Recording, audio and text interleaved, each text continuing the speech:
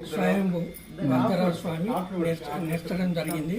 గత 350 సంవత్సరాల క్రితం ఇక్కడ కావడి రూపంలో శ్రీ వరదరాజ స్వామి వారు దాచారం వచ్చే దారిలో ఉదయం కోడి కూర్చే సమయానికి ఇక్కడ కోడి కూయడం వలన ఈ దాచార గ్రామంలో ఆ స్వామి నెరచడం జరిగింది. వచ్చేటప్పుడు కావడి రూపంలో 2 పుండ్లను తీసుకొని వచ్చాడు.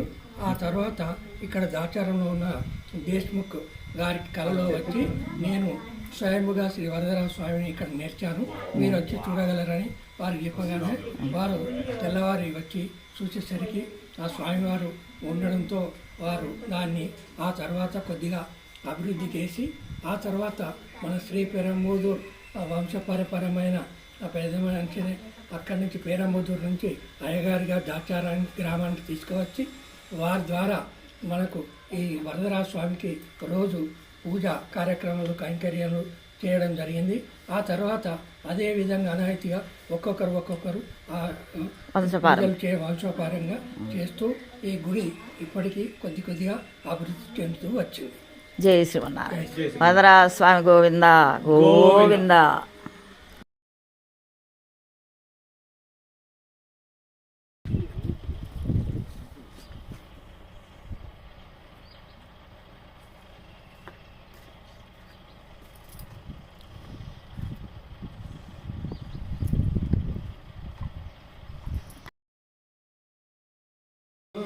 వరదరాజ స్వామి గోవింద.